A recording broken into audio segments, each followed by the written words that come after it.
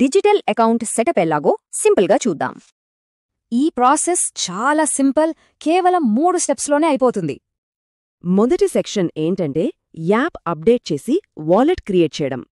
దీనిలో 4 పనులుంటాయి: app update, wallet creation, password, ఇంకా ఐడెంటిటీ వెరిఫికేషన్.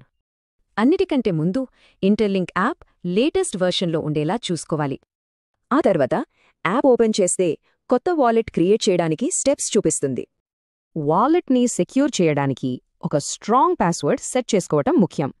చివరిగా మన బయోమెట్రిక్స్తో ఐడెంటిటీ వెరిఫికేషన్ పూర్తి చేయాలి. సరే, ఇప్పుడు సెక్షన్ 2 మన ఇన్వైట్ కోడ్ను ఎంటర్ చేద్దాం. అకౌంట్ యాక్టివేషన్ కోసం ఈ స్టెప్ చాలా కీలకం. మన ఐటీఎల్జీ అకౌంట్ స్టేటస్ని త్వరగా వెరిఫై చేయడానికి ఇది చాలా అవసరమని గమనించాలి. Process simple.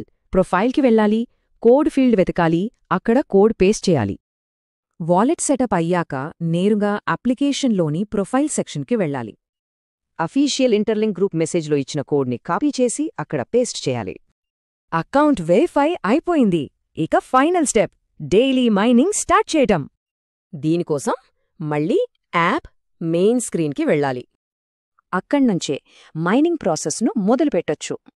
బెస్ట్ పర్ఫార్మెన్స్ కోసం ప్రతిరోజు మైనింగ్ సైకిల్స్ని రన్ చెయ్యాలని సూచిస్తున్నారు. అంతే, దీంతో మన అకౌంట్ పూర్తిగా యాక్టివేట్ అయిపోయింది. మన ఇంటర్లింక్ డిజిటల్ అకౌంట్ ఇప్పుడు ఉపయోగించడానికి రెడీగా ఉంది. ఖాతా ఇప్పుడు యాక్టివ్గా ఉంది. మరి ఈ ఇంటర్లింక్ నెట్వర్క్ భవిష్యత్తులో ఏం తీసుకురాబోతోంది?